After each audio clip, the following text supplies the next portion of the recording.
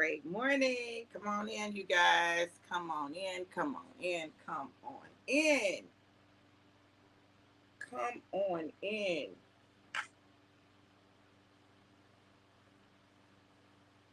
Great day. Great day. Great day.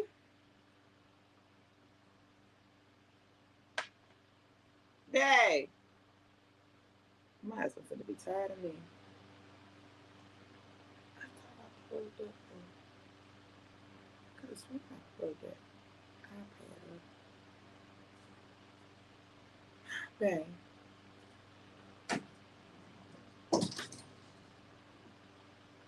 You see, you see my other phone. Can you look on the arm of the couch for me, please? If not, you'll bring me the iPad out of the bedroom. Great morning, you guys. I'm unprepared today, okay? I need my husband, honey. Need him. What did I say? Need him. I have need of my husband this morning. I do, I do, I do. Hey, Mike. Hey, Jack. Look, North Carolina showing out this morning. Come on through North Carolina. Throw your hands up. Yes. I got North Carolina. Throw your hands up in the house. All right, Russellville. Great morning, Christina. Good morning, good morning, good morning. Hey, Michelle. Now Russellville coming on through. Listen, 2x2. Is that what's going on? We got 2x2 going on. Hey, you guys. That rain, they had 2x2s. I guess so, babe. Okay, babe, one more thing. One more. You are Michelle. I need this cord down here, babe. Can you get it for me? Let me turn this for a minute. All right, thank you, Pumpkin. You are so amazing. Such an amazing husband. Husband, my desire for you is strong. Cause you're my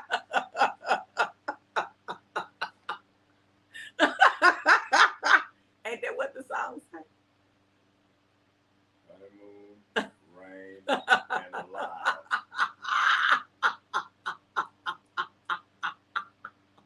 I'm not fooling with you. Yes, come on, represent. All right, y'all. Listen, before I get started, go on, get your live. Mike, you right there with Jackie. You right there with Jackie and G. You better make a trip. Listen, get your live, shake it up, and let's take our shot.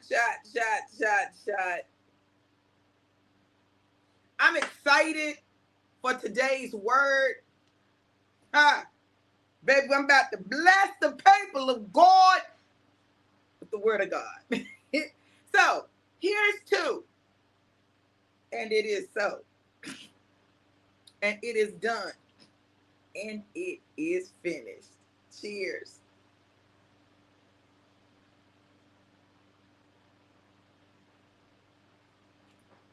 Oh my. Oh my. Babe. Oh my. Oh my.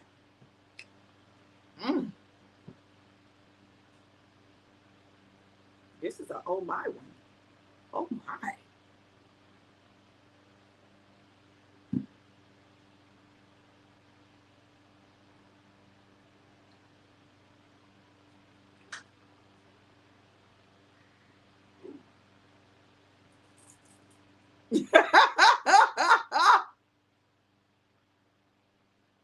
You felt that? Yeah. Oh my. Felt like it was a little extra maca in it.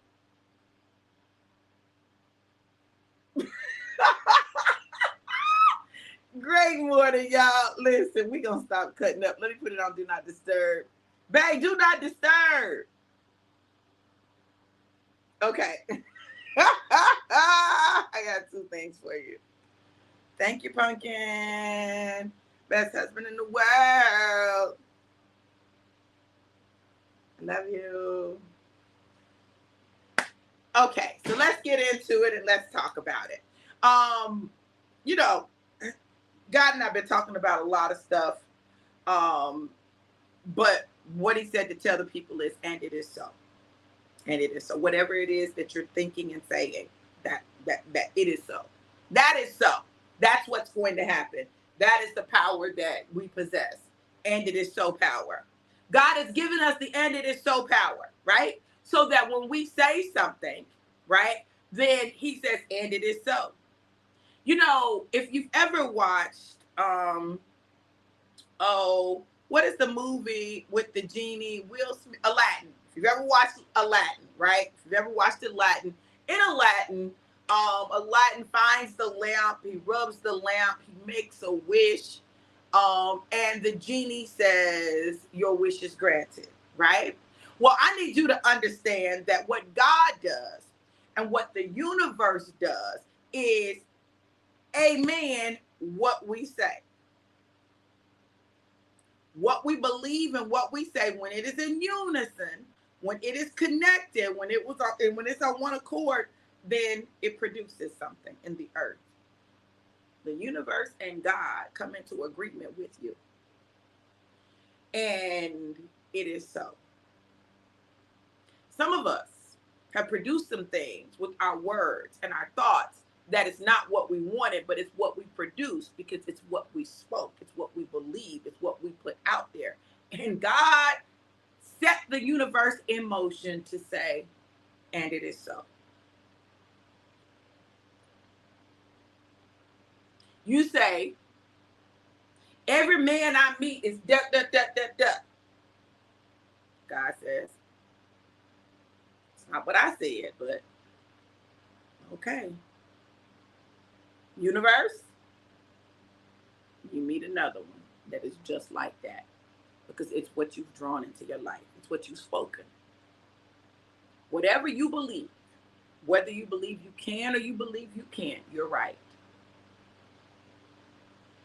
And everything in the universe is going to come together to prove that you're right,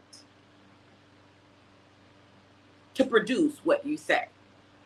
This is why what we think and what we say is so important, because we have the ability to activate and it is so from God, which unleashes everything in the universe and requires it to come into alignment with what it is that we believe and say. And it is so. So, because it is so, it must come to pass. See, this is why what you think is so important. I'm reading a book right now, and it's called The Magic of Momentum, right? And it's talking about momentum and how to get into momentum. And the funny thing is, it asks the question, the author asks the question, what do you think is the most important part of momentum? Do you think it is power, direction, or speed? So there are three pieces to momentum: power, direction, and speed. Which one do you think is most important? I'm going to ask y'all, what do you think is most important in determining your momentum? Power, direction, or speed? Which one is most important? Y'all tell me what y'all think.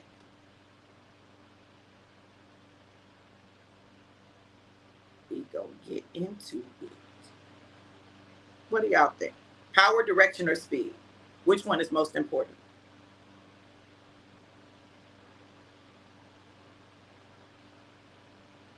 I'm gonna wait for y'all. I know the thing is a little slow. Okay. My baby said direction. Christina said direction. What y'all saying? What y'all saying?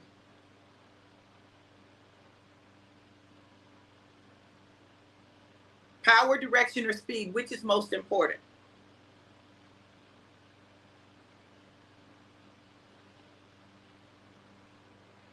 Okay. Jackie said direction. Mike said direction.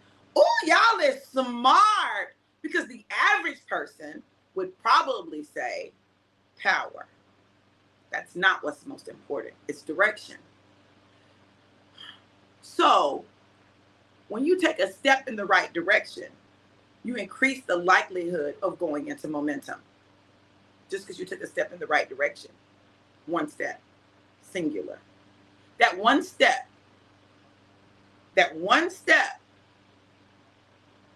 sets you up. You know why? We have a tendency to do the last thing that we did. Whatever the last thing that we did is, that's what we tend to do. That's what we're most likely to do. If we took a step forward, we're more likely to take another step forward. If we take a step backwards, we're more likely to take another step backwards. Whatever we did last is what we are most likely to do, because we are creatures of what? Habit. Now, we can change our habit by changing our direction. So the magic of momentum is this, that once you start going in the right direction, if you just keep going in the right direction, then your power can kick in. You just have to go in the right direction. We're so busy trying to do it fast that we forget the power of direction. I'm just going to use me for an example. I'm going to use me because I don't want y'all to think I'm talking about y'all. I'm going to use me. So for me,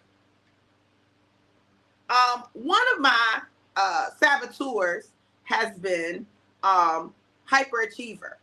Now, depending on where I am in my life, like God put me on a whole 2-year hiatus where I really couldn't do anything. So my hyperachiever was reduced because I couldn't really, because I was so accustomed to doing things like this. Fast with great power, right? But it's so easy to get worn out like that. So God had me on a 2-year hiatus where I couldn't really do anything. So when I took the saboteur assessment, my hyperachiever was not very high. It wasn't very high because I was not in that mode. But guess what's happened? As I started doing this business, my hyperachiever started showing up again. Where'd that come from? Yeah, it comes from having attached your value and your worth to your achievement. So now I have to achieve, but from a different place. Come on, somebody. I have to achieve, but I have to achieve from a different place. That doesn't mean that I don't go in the right direction. It doesn't mean that I don't go with power. It doesn't mean that I don't go with some speed. It doesn't mean that. It simply means that I can't allow my identity to be determined by whether or not I achieve a certain thing. I can't have my identity tied to it, because if my identity is tied to it, when I am not achieving the way I want to, then I will not see my value. The challenge is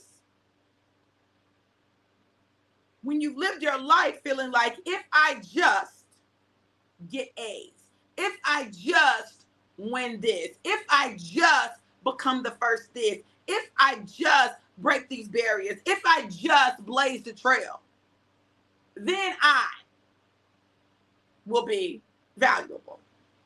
I'll be important. I'll be appreciated.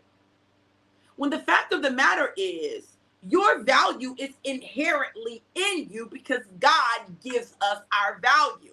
So if our value comes from God, your achievement has nothing to do with your value. Your achievement then becomes an outward expression of the inner value that already is inside of you. It's about the root. It's about where it's coming from. If you know who you are in God, then we can rest in the certainty that we have value. Hey, how you doing? We can rest in it. So check this out. Check this out.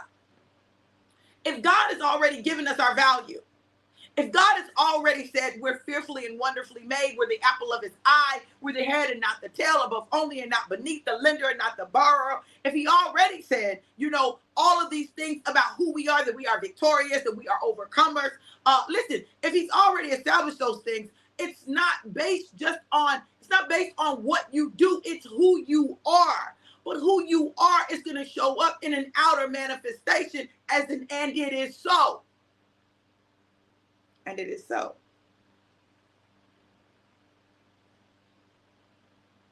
And it is so.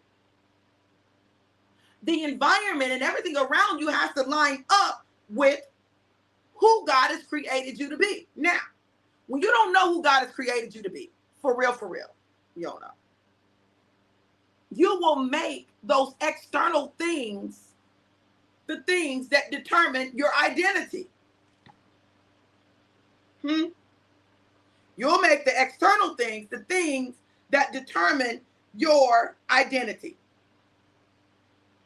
Once you make the external things the things that determine your identity, it is no longer God, but you. It's no longer God, but you. Now it's not that God is being expressed outwardly. It's that you are trying to, you're trying to be. You're trying to establish your value. Wow, Mike, we be in the same vein. We be in the same vein. So, hold on, y'all, because let me share this. I need to share it.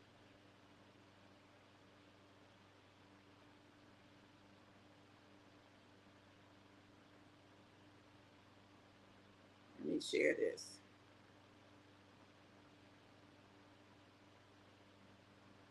Is this making sense, you guys? Let me know if this is making sense.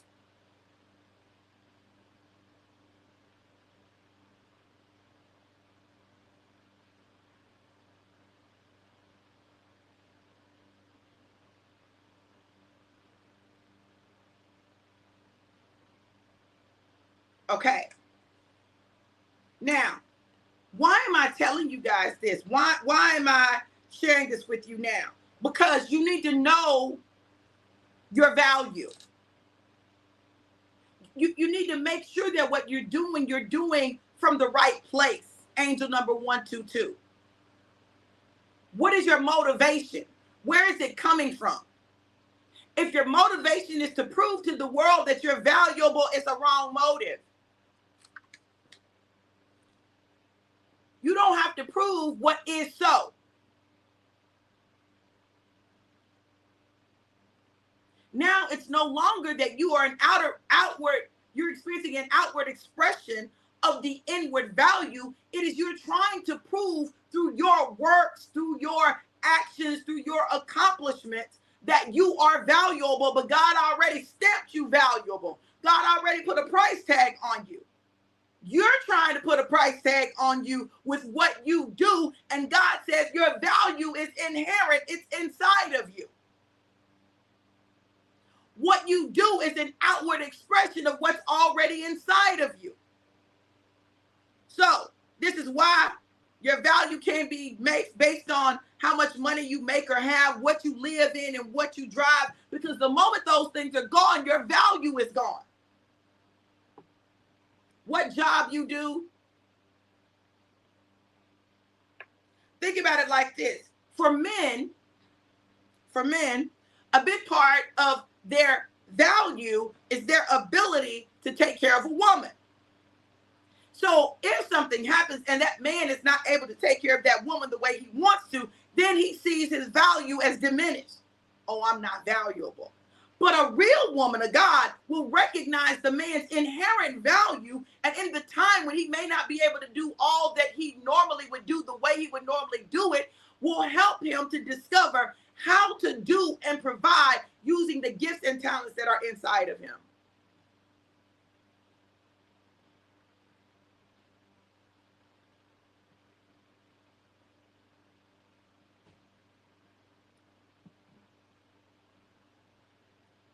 See,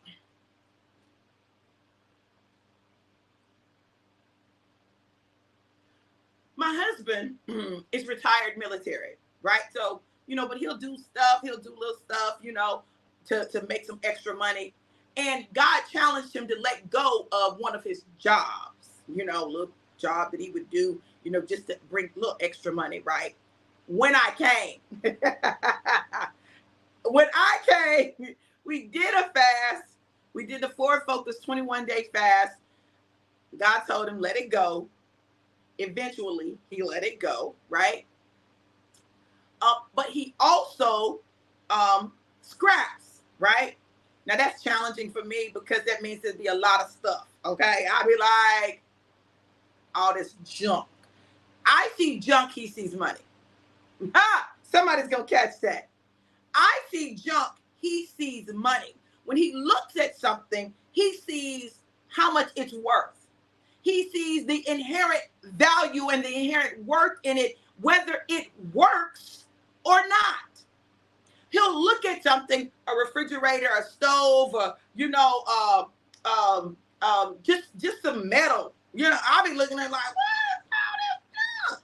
He's like, oh, babe, that's got in it, and it's worth and will be able to tell me exactly how much it's worth, almost to the penny. Great morning, Kareem. So when I look at it, I see junk, but that's because I don't know what's in it. When he looks at it, he sees money because he knows what's in it and what's in it is worth. Now, he still scraps right now. He's still scrapping right now. He's still scrapping. But see, this is the thing. My goal is to help him get to the place where he teaches other people how to do what he has done in the past. So that the knowledge that he has possessed, that he has gained, the knowledge that he has, makes him valuable. What's in him makes him valuable and not what he does with his hands.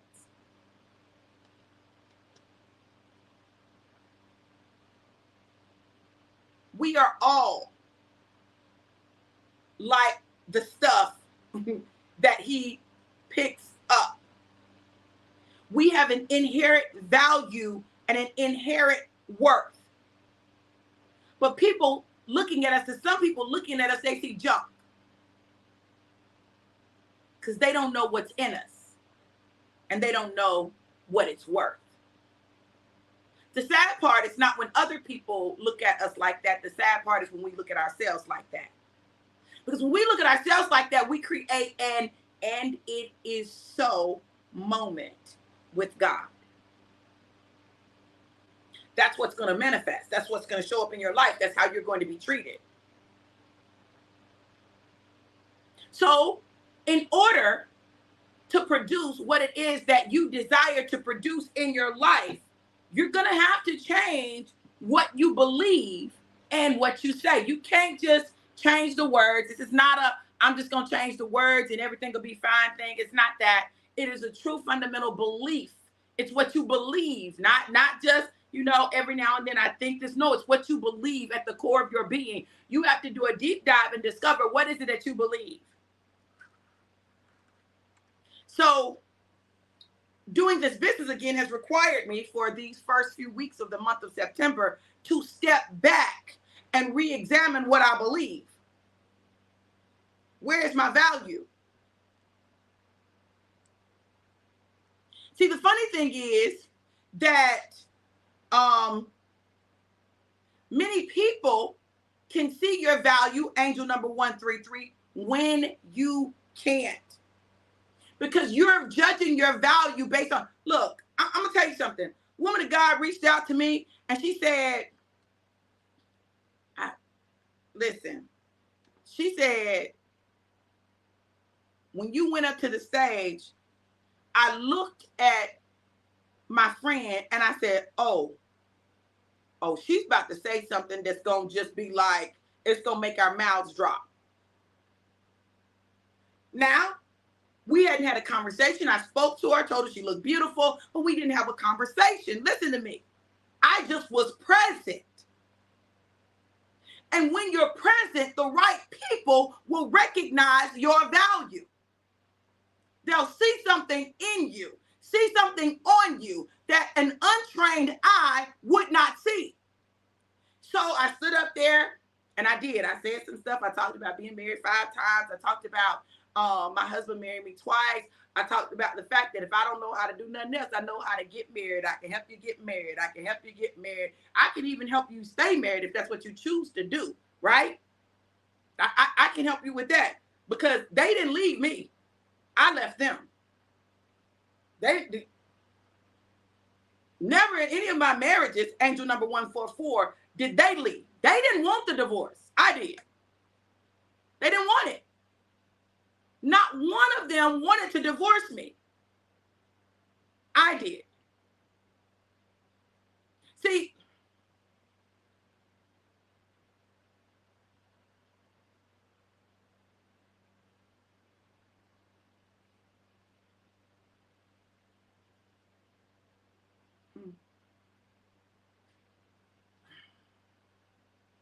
hey, Denise. Yes, April. You late, boo. Hey, Tasha, how you doing? Okay, so check this out. I want y'all to pay attention. I have a core group of women that are close to me, really close to me. Core group of women really close to me.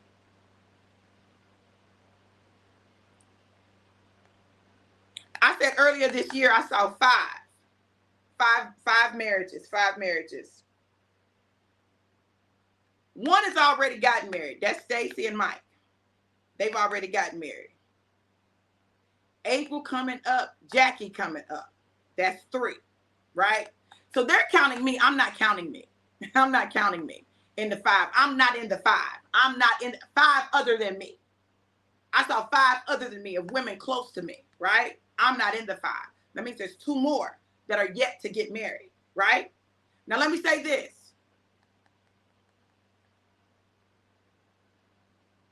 We've misunderstood the assignment many times as women. We've misunderstood the assignment, and because we've misunderstood the assignment, we're doing the wrong things expecting a ring. I didn't get a ring because I cooked for my husband. I had never cooked for him. I had never cooked for him. It wasn't my cooking. I didn't get the ring because the sex was so amazing, although it is. That is not why I got the ring, because we hadn't had sex when he proposed to me. We hadn't. We've been trying to use the wrong things to get the ring. Not understanding that the key to the ring is our healing. You want a ring? Heal. April, don't be laughing at me. I'm just telling what the Lord loves, the truth.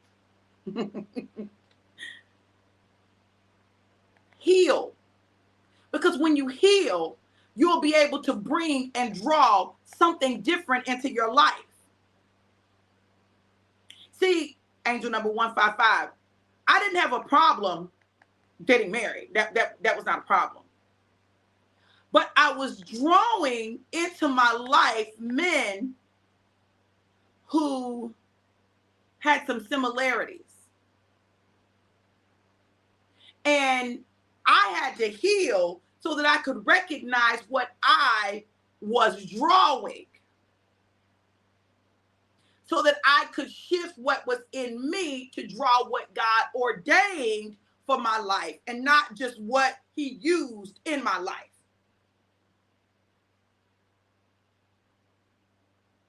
I had to shift what's in me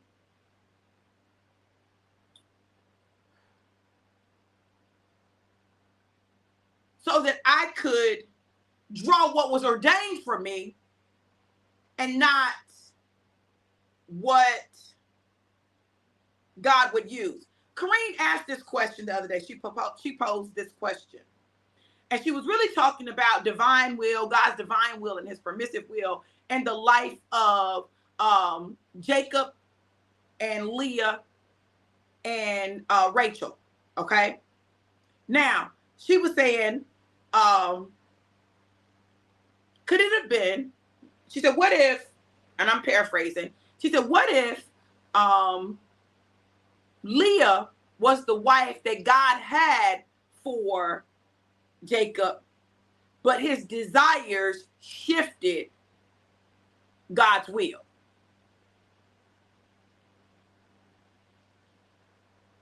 I said, things that make you go, But listen, this is the, and I went on to say this because this is the thing that blows my mind. That, and it's a perspective thing, and I'm gonna tell you why.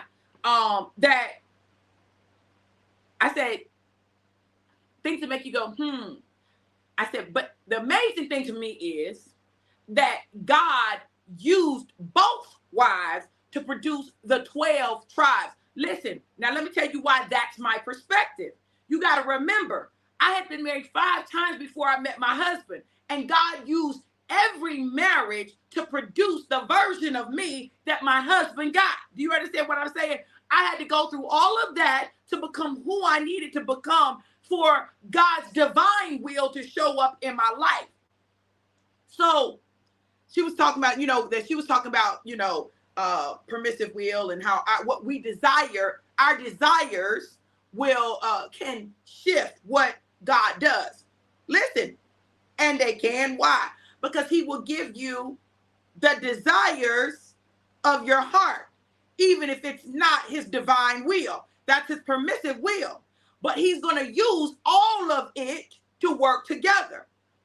And I know what she was saying was, we've got to be careful and make sure that our desires align with God's will. Because when our desires don't align with God's will, he'll let you have what you desire. But it's going to come with a cost.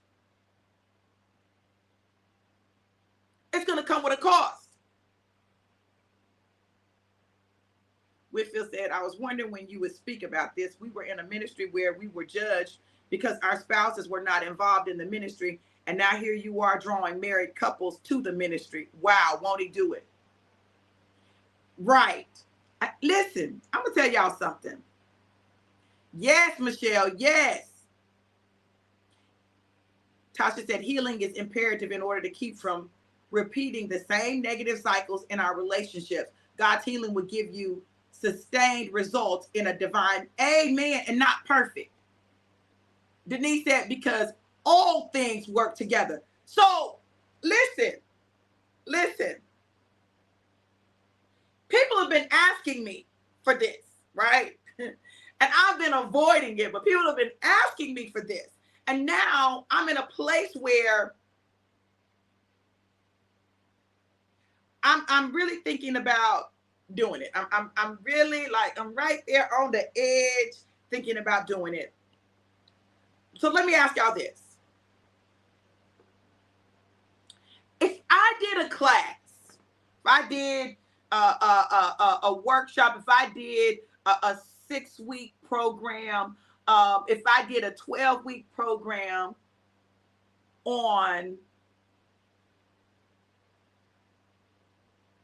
how to get your divine destiny partner, how to draw your divine destiny partner, how to draw your purpose partner, how to find that mate that God has ordained for your life. Would y'all be interested in that? Is that something that y'all would be interested in doing? Let me know what y'all think.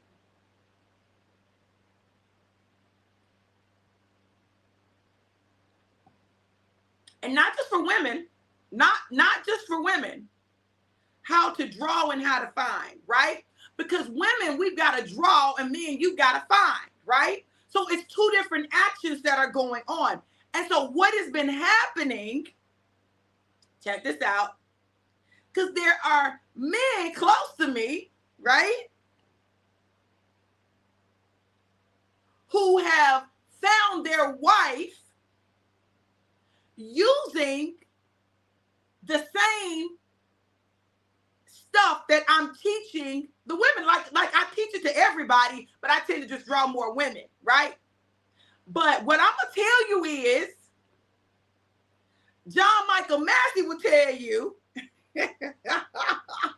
that these classes that he's done with me, following me, being connected to me, prepared him to find his wife.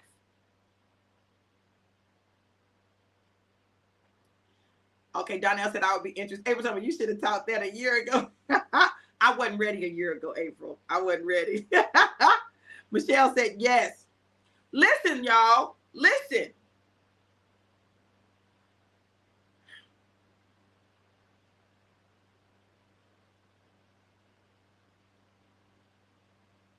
Huh. Listen. Because the key is not what people think the key is. Men think the key is I need to make more money.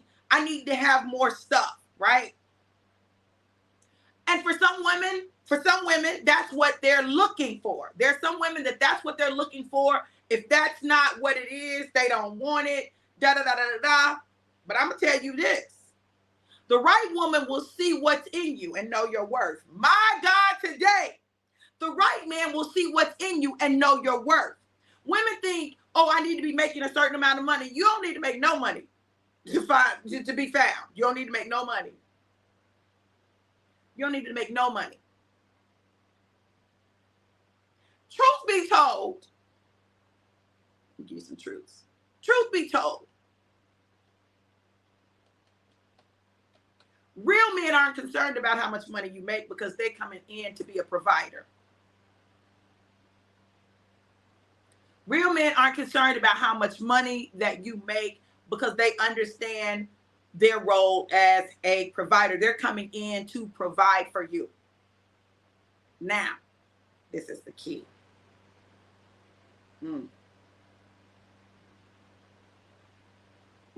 What if he doesn't have it now? What if he has the desire, but he doesn't have the money? Angel number 188. I want y'all to catch this. I want y'all to catch this. What if he has the desire, but the money is not matching his desire? The right woman, his destiny partner, his purpose partner, his purpose mate will walk him into the money. He's looking in the natural and he don't see the money in the natural, but she sees the wealth on the inside of him. Mike said, that is so true for me and Stacey. And they met in the classes and stuff, fooling with Dr. V, just fooling with Dr. V, that darn Dr. V. And I prophesied it too. I remember the live. In fact, it just showed up in my memories.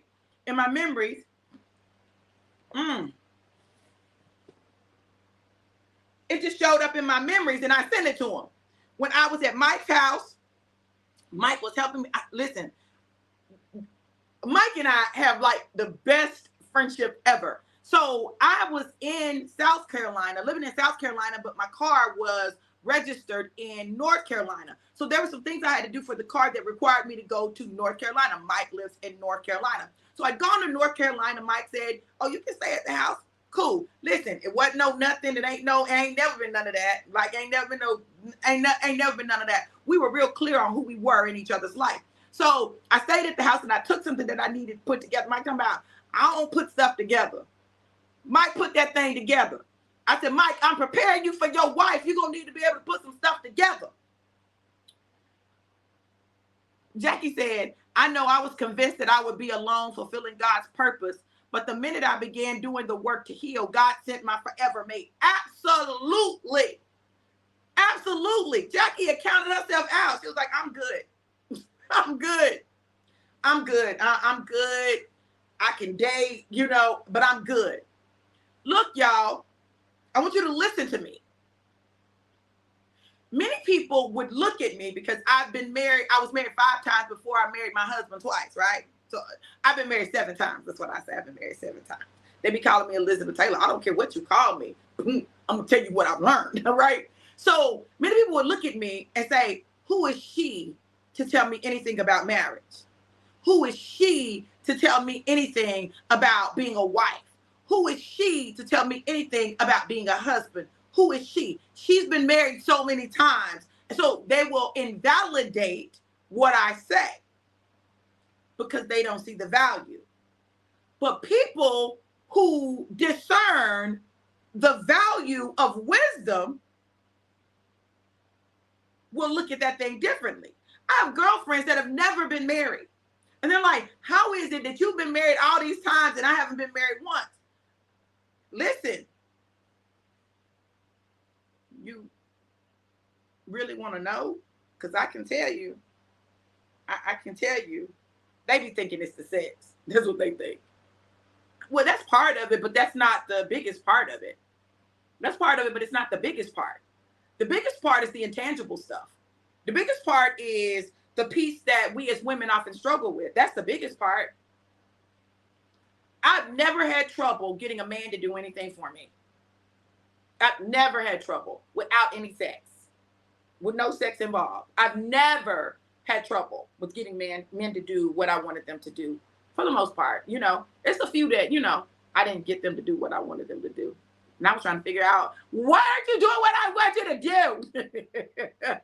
Spoiled brat. That's a spoiled brat part of me. But when I understood what was blocking me, right, from really having the marriage that I wanted, I discovered it had nothing to do with those external things and everything to do with what was going on inside of me. Mike said, the class has helped us to deal with the enemy. Yes. Tosh said she will be the help meet for him. Absolutely. Kareem said, I remember that live too.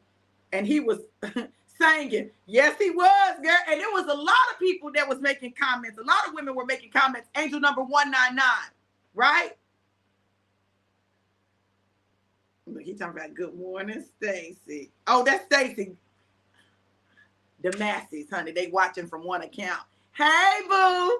Corey said, that's pure facts. I just told someone yesterday, put that 80-20 rule into play. Don't pass over a good man with 80% because he's missing 20% in which you may bring, or it will come later. Absolutely, Corey.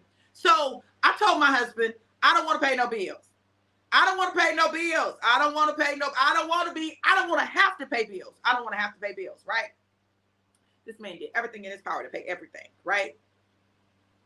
But when God told him to walk away from the other job, from his job, his part-time job, his part-time money, it affected a lot of things for him. It affected there was an extra stress because he wanted to pay for everything because he knew that's what I wanted. Plus, that's just how he is. That's how his heart operates. That's what he wants to do, right? But it was putting a strain on him. So we had to reassess some things and say, okay, well, this is what I can do to help. I don't have a problem with helping. I just don't want to have to pay everything. I don't want to have to pay it. So my goal is to get our business to the point where our business pays the bills, right? I'm not paying the bills. The business is paying the bills, right? So that we alleviate that stress. All of this to say, I don't even know how we got here. I wasn't planning on talking about marriage and relationships, but we're here now. So I'm going to talk about it because, listen, I see that God is doing something. Women in ministry, powerful women in ministry, were able to call down fire from heaven, prophesy you into next year, unlock the hidden gems inside of you, are struggling with marriage. I need y'all to hear me. They're struggling with marriage. And it's not that they don't want to be married. It's not that they want to control everything. But there are some things that are happening that are affecting their ability to find or be found by the right one. I came to tell y'all, a lot of women who have said, I'm just going to be by myself, are not meant to be by themselves. But there's some things that have to happen. And when those things happen, some things shift. And then you'll be able to walk into the relationship that God has for you. Angel number 199. Now, when I talked about men and them having money, angel number 188 came up. Mike, I want you to grab hold to that. Angel number 188 deals with wealth, abundance, and new beginnings. Hold on. Let me look it up. I'm going to read it for y'all because y'all might not believe me. Angel number 188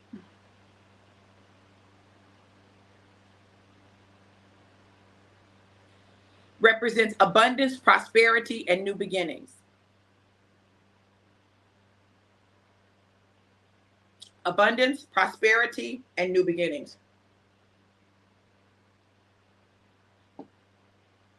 This number is a reminder to trust in your abilities and take actions towards your goal. This is what came up, men, when I was talking about men and money and finances, right? When their money is not matching, what they want to do. All right. Now let me do 199 because it's shown up again.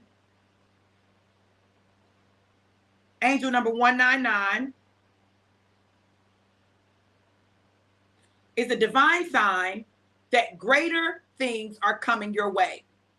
Angel number 199 is a divine sign that greater things are coming your way. It wants you to create a time to pray for yourself, your family, and everyone around you to receive divine healing. In matters of the heart, angel number 199 indicates fresh beginnings. It's likely that you made some mistakes or suffered a loss in the past. So this number is letting you know, hey, you need to heal from that so that you can get the new beginnings. This message relates to the field of money and personal development, and it says it is possible that I want y'all to listen to this, okay? I want y'all to listen to this. It says it is possible that, listen, y'all, listen. It is possible that the very first step you take in the direction of your personal growth will open the way to big money for you. The door that you have not noticed before will turn out to be unlocked the very moment your interest in material goods is replaced by an interest in your own self, your self-growth, your self-development, your becoming who God created you to be. It makes sense to continue self-improvement. What did I talk about in the beginning? What is the magic of momentum? What is the most important part of momentum? Is it power, direction, or speed? It's direction. And I said, all you have to do is take that first step, and then the other steps will tend to follow that direction. What did it say? It is possible that the very first step you take in the direction of your personal growth will open the way to big money for you. Y'all, listen, I need y'all to understand. See, people think that angel numbers, oh, that's like witchcraft, that's like new age. No, God is trying to tell us because we're freaking hard-headed. We are hard-headed. We're hard-headed, and we don't listen, and we don't recognize what's going on spiritually around us because we cannot see in the spirit realm. We often miss what's going on. We miss major signs. We miss indications. But I came to tell somebody your very first step in the direction of your destiny will unlock things that you've been waiting to be unlocked. You're waiting for it to be unlocked. It's already unlocked, and all you got to do is walk in that direction. All you got to do is walk it, take a step. I ain't telling you take 12 steps forward, 2 steps back, 3 steps to the left, 2 steps to the right. Take 1 step in the direction that you want to go. And God will honor that 1 step. And then he'll give you the next step and the next step and the next step. Before you know it, your hand is going to be on the knob of a door that you thought you needed a key for, but you were the key. I've been telling y'all that you're the key. You are the key to everything you desire, to the manifestation of the life that you desire, to the manifestation of the promises that God has made to you. You are the key. It is in your growth. It is in your development. It is in your becoming. The key is there. But you can't get to the door because you won't deal with the key. Yes, we're the key. Michelle said that's how I was feeling and what I was saying after my last relationship that ended very badly. I swore I was going to stay alone, but I know I'm supposed to be a wife, and I know God has a husband that he has made for only me. I'm taking the steps needed to heal, so I will be ready for what God has for me. I can't wait. Absolutely, Michelle. Absolutely. Yes. Yes. Hey, in Seattle. Good morning, Antoine. Listen. Listen. Everything. Absolutely everything that God has promised you is yours if you will just line up, because you're the key. If it hasn't happened, it's because something is going on with you. There's something going on with you, and you got to figure out what that is.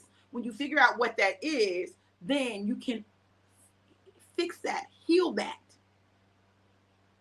so that you can move forward.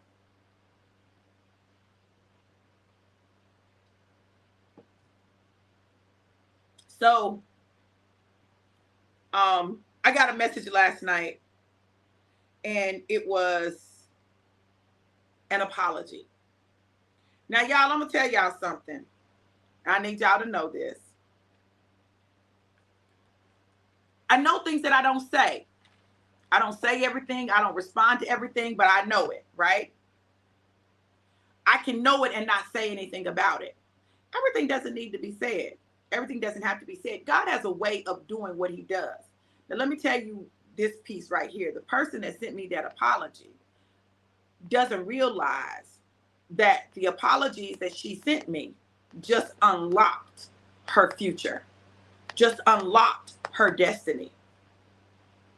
See, people will often misunderstand my vulnerability, or will judge my vulnerability, right?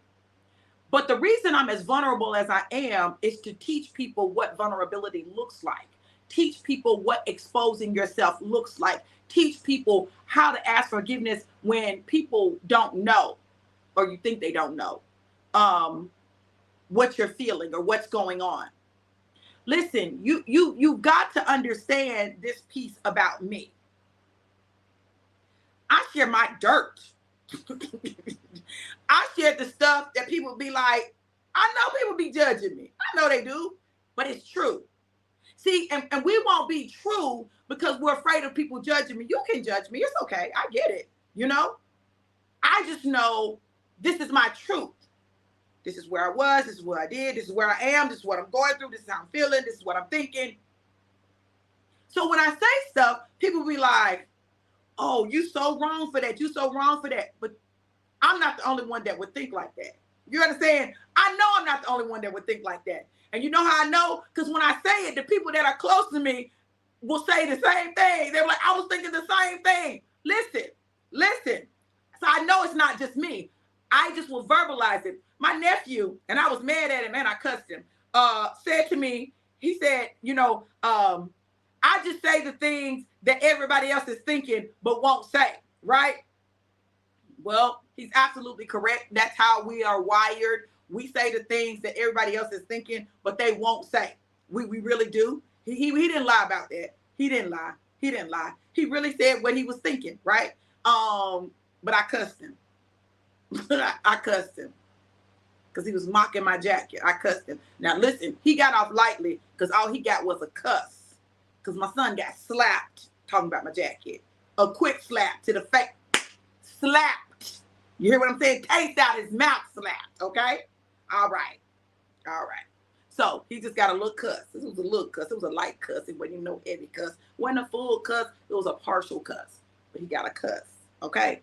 I said, let me go, because if I don't leave, he ain't going to just get a cuss. Because he been trying me. He going to get a slap and a cuss. And then I'm going to get put out. Never to be invited back. But see, because I tell the truth about this, see, this is why I agitate people. I'll tell on myself. I can be wrong in a situation and I'm going to tell on myself, right? And so people can judge me for being wrong, but the truth of the matter is I'm not the only one that'll be wrong in a situation. I just say it publicly. Like, it was hard as all outdoors for me to talk about God whooping me about my husband. I'm like, can you hurry up and get here? Can you hurry up and get this? Can you hurry up and just know who you are in God and what he's going to do in your life? I just need you to hurry up. And I was operating from a place of frustration. So people can judge me for that. But the truth of the matter is I am not the only woman in that position in ministry. I am not.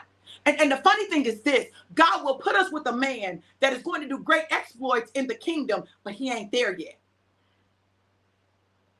You be like, can I just get the pre-made, the prepared, the already ready one? Can I just get that? There's a reason that God puts the people together that he puts together. There's a reason that God put my husband and I together. And it's so that we can balance each other out. It's so that there are areas that we'll both grow in together. It's so that I can draw out of him some stuff that's in him that's been sitting there, that's been lying dormant. You know, it's so that I can boost him up. See, I'm a booster. Right? I'm a booster. I'm a cheerleader. That's what I do. I'm an exhorter. It's one of my spiritual gifts, right? I'm an exhorter. Okay. But it also is the cousin of pleaser in terms of saboteurs. So you got to watch it. You got to watch it. You got to watch it. You got to watch it. You got to watch it. They're cousins. Listen, got to watch it. So, but I'm a cheerleader. I told my husband, I said, babe, I said, you want me to come in my cheerleader outfit and cheer for you? Because I'll cheer for you in the church. I'll be on the front of you in my cheerleader outfit. I'm about rah, rah, rah, sis, boom, bah. Go, Tim. I did it. He said, babe, I know you will, but let's not wear the outfit. Let's not wear the cheerleader outfit to the church. Because I'll put it on. What?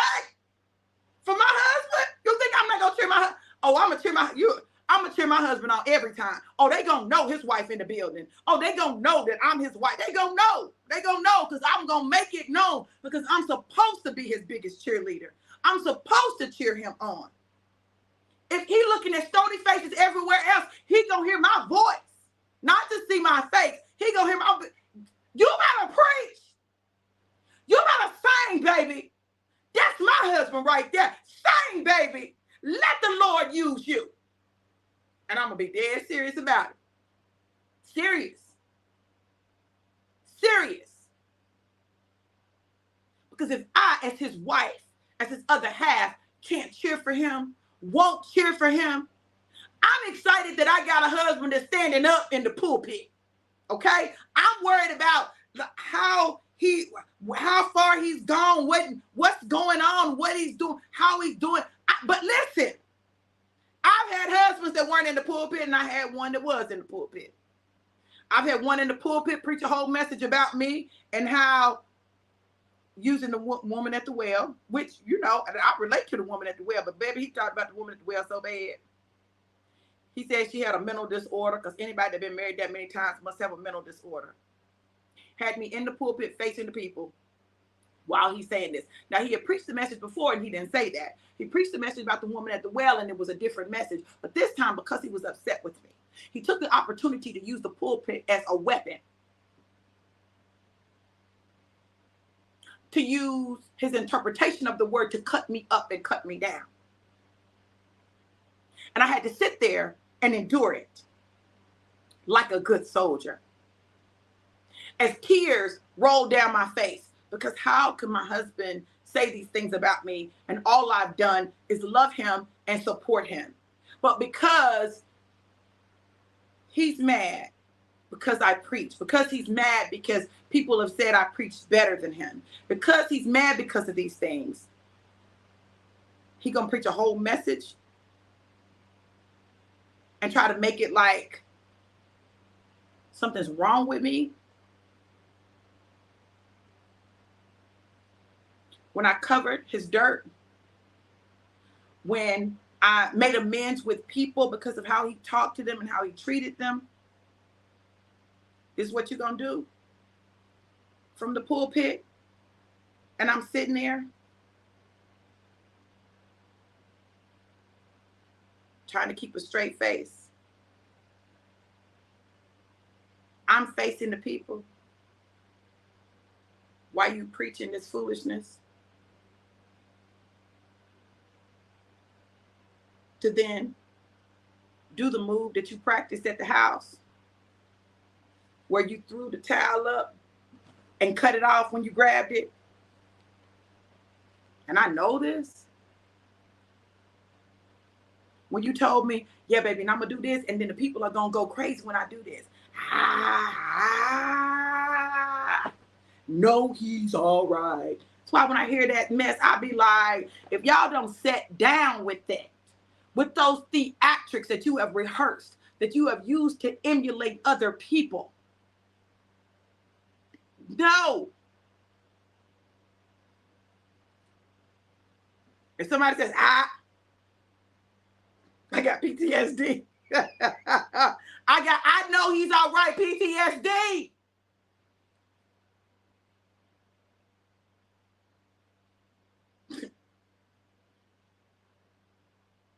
Listen, I'm grateful to be married to a man who's not intimidated by my gift.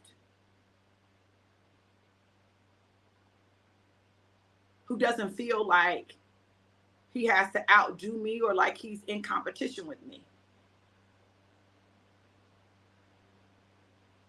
So, as God is making him, because God is making him, as God is making him into the man of God that he desires for him to be, it's not going to look like me. It's not going to do it like me, because he's not me. It's the reason that God put us together. I want him to hurry up and get there. I want to rush the process. There's a reason it's called a process, because there are things that you have to go through to get to that place where God is taking you. Will he get there? Absolutely. Absolutely. That's my baby. My baby said, your gift has increased my gift. Oh, babe. No, it's just brought your gift out more, baby. Your gift has always been great. It's just brought it out a little more. Because I be put. That's my baby. That's my baby. Go. But I've had to repent. There's no other way around it. I've had to repent. I've had to apologize. I've had to apologize. And I have to let God be God and not me be God. But I'm a cheer. I'm a cheer. This last message he preached. Oh, he said something, baby. If you missed it, go back on my page. It's on my page. It's on my page. My husband was preaching. It's on my page. God did some great things. It broke some things open for us relationally and ministry-wise and business-wise. It broke some things open. That message broke some things open for us because guess what? He's the key. Y'all see how that works? He was the key. God was waiting for him to get to a certain place to unlock some stuff because he's the key. When we were at the Strong Her retreat and he got up and said something, first of all, he raised his hand to say something, got up, said something, and sang a song because he's the key. As God is unlocking things in him, it's going to unlock things for us because he's the key. See, women, this is what I need you to understand. How I want you to get this right now. See, in the garden, the reason nothing happened immediately after Eve ate from the tree was because she was not the key, he was.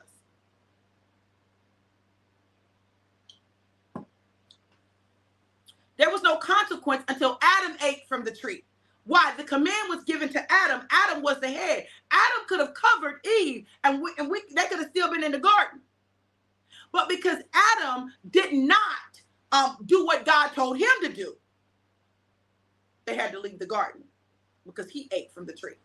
If just Eve ate, they still would have been good. They still could have been in the garden. But because Adam ate, and he was the key, they had to leave. Men, I need you to understand that you're the key. You're the key to your marriage's future. You're the key to y'all's financial breakthroughs. You are the key. That woman is there to support you, to undergird you, to uplift you, but you are the key. You're the key. So when you get in place and position and when you know who you are, then you unlock things for us as a unit. You're the key. And for too long, men have not felt valued. Well, I came to tell you that you're valuable and your value comes from God. It doesn't come from what job you work, what car you drive, or what you have. That's the world. The world has tried to convince our men that their value is in stuff. Now, the problem with that is for many black men, that means that they're not seen as valuable because there are a lot of things that interfere with their ability to be great. But when they take a step in the right direction of personal growth and development, they will discover that they have been the key all along. And it doesn't matter what's going on in the environment, that you can create your own personal economy. And when you create your own personal economy, no one can take that from you. When you learn a skill set that allows you to make money while you're sleeping, nobody can take that skill set from you. When you tap into the way that the banks make money, then no one can take that from you. See, you will be making money when everything else is shut down, because guess what doesn't shut down? The Forex system and cryptocurrency. If the stock market shut down today,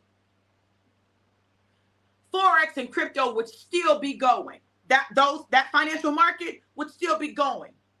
The largest, most lucrative financial market in the world doesn't stop, has never fallen. You may have seen the value of a currency drop, but the market, that doesn't stop the money from flowing in the market. It just changes the direction in which it flows.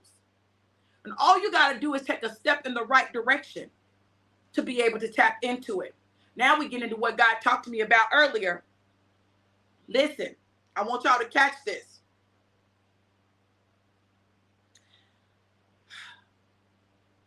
We're coming into a time where the dollar is not going to have any value at all. Zero. The dollar. The US dollar will have zero value because it's not backed by anything. It used to be backed by gold. It is not backed by gold. It is a piece of paper. The dollar is going to have no value. And the people who are going to still be able to prosper during this time are those who are tapped into cryptocurrency and the foreign exchange. Those people are going to become very wealthy while other people begin to struggle because they're not going to have economy. This is why it's imperative that as God's children, we position ourselves to tap into these markets. Now, you may be saying, I don't know anything about it. And I get it because I didn't know anything about it. It was this lady right here that introduced me to Forex, Michelle Mickey Benton. She introduced me to Forex. And when she introduced me to it, it was an answer. I saw it as an answer, right? I saw the answer. I saw it. And I began to teach my kids how to trade on the foreign exchange market. I began to trade on the foreign exchange market. We began to teach people how to trade on the foreign exchange market. And what I'm going to tell you is it is a skill set that you need. I ain't talking about what you want. I'm talking about what you need. It is one that will allow your family to go from a little bit of money, to more money on a consistent basis when you allow yourself to learn the skill set. Because once you learn the skill set, no one can take it from you. And you can do it from anywhere in the world.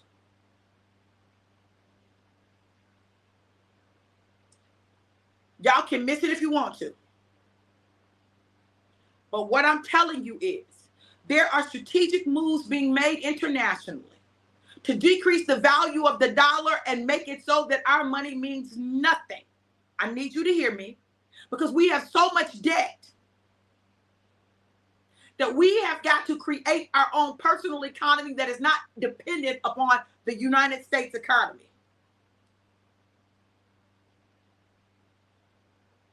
Now, if you want to know how you can do that, put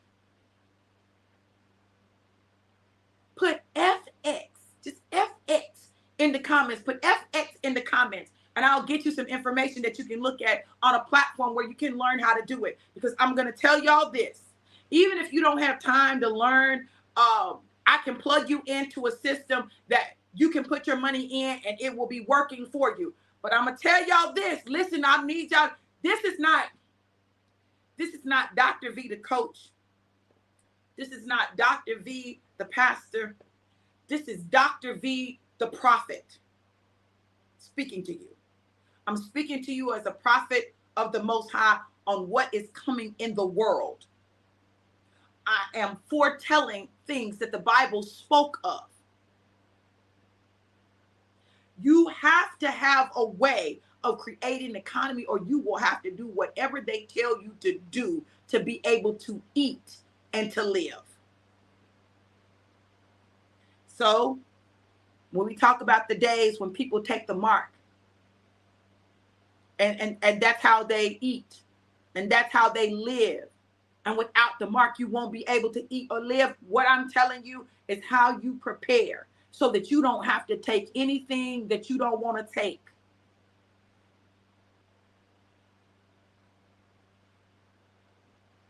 It's not a quick fix. It's not a get-rich-quick scheme.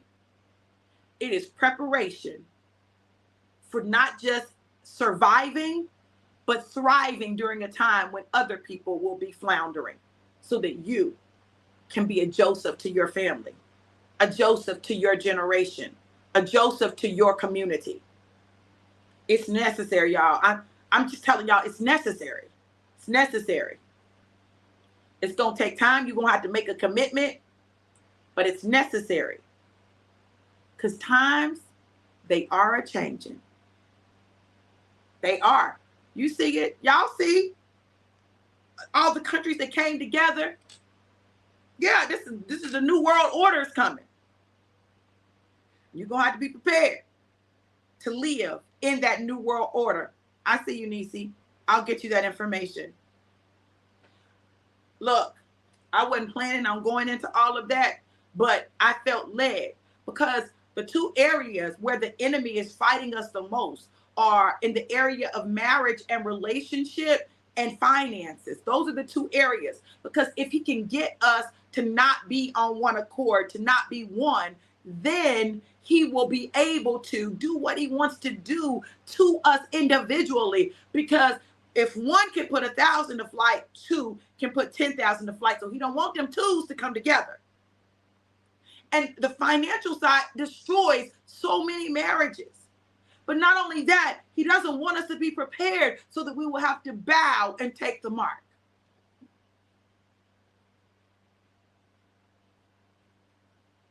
But God. But God. Some people will say, oh, that's just conspiracy theory. Y'all better start paying attention. Pay attention. I don't even watch the news, but God lets me see what I need to see. He'll make sure I see what I need to see so that I can know what's going on. Look, y'all. Change what you are, and it is sowing. Change what you're putting out there so it can be, and it is so, right? Know your value and your inherent worth. You are valuable, period. Not you'll be valuable when, not you'll be valuable if, but you are valuable, and you have been. From the moment that you were conceived in your mother's womb, you had value. Let's walk in it. All right, y'all. Listen, I love y'all to life and life more abundant. Have an amazing, incredible, and epic day. Be blessed. Mwah.